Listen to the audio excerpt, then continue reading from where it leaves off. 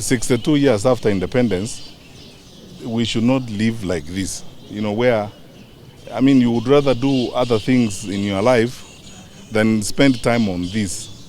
Therefore, as we condole with the families that lost their loved ones, and as we congratulate our young people for expressing themselves and coming out to ask questions about their lives and their future, it is very necessary that as a country we ask the question, how can we avoid this?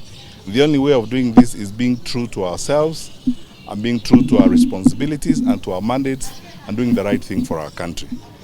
In fact, I have asked my colleagues in the opposition, and I want to say it here today, that we shouldn't confine the information that is coming and the investigations to 2023, 2024 and 2025. Let's go back and have an open public inquest on everything that has happened before. Because sometimes things happen, and when it's an opportune time, they are misused for political purposes.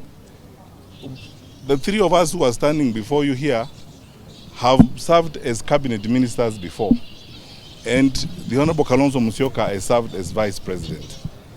We need to be true to our responsibilities and come forward and speak to the public and share the information that we have, so that these things are not used for politics.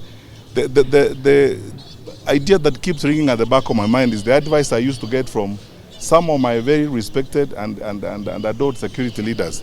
Don't politicize security matters. That when it comes to security, let everything be done professionally and openly in the manner in which it ought to be done. I personally don't think that we should confine what we are dealing with in terms of extrajudicial killings and so on to 2023, 2024 and 2025. Let us go back and let those issues be looked into, all of them. And I propose in an open public inquest, so that everybody, because all of us, the Honorable Wamalwa and myself have served before on the National Security Council. We need to go before a magistrate or a judge in an open public inquest and put the facts we have there and put the information we have, and other role players also put the information they have. Because if we want to move forward, I don't think we have a future in this country without truthfulness and without focusing on what we need to do for our people. Because this cutting of corners, sometimes when something happens, we always draw in politics, we blame others and so on and so forth. And then tomorrow, we behave as if nothing happened. And then next year will come, we have another situation like this.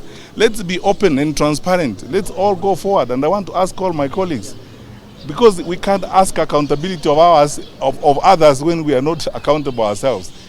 Twende mbele, let us go and explain some of these things that have happened even before 2023, so that we can now move forward together as a country when all facts and everything has been heard and resolved. And we can deal with the unresolved matters that have not been conclusively investigated.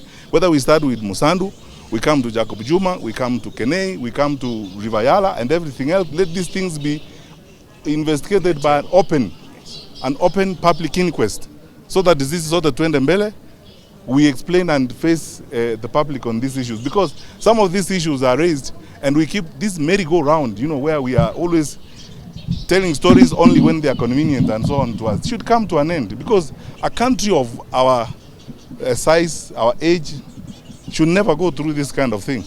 So I ask my colleagues that now let us be true to the course that we are following.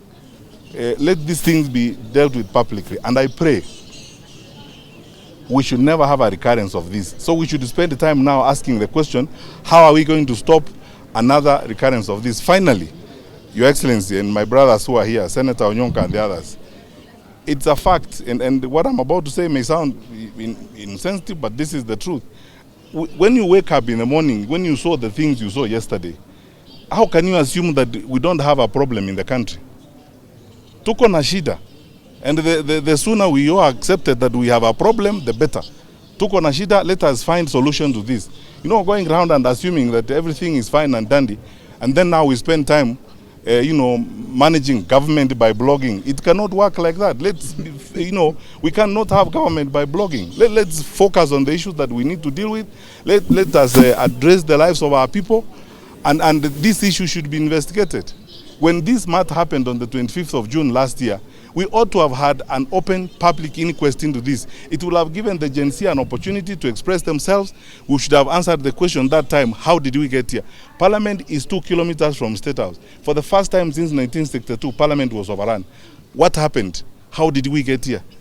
Who knew what? And why didn't we prevent it?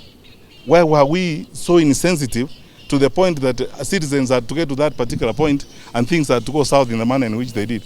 So, finally, we have swept too much under the carpet. It's now time to lift that carpet and be truthful in the way in which we deal with the country. Thank you. Any questions? Yes.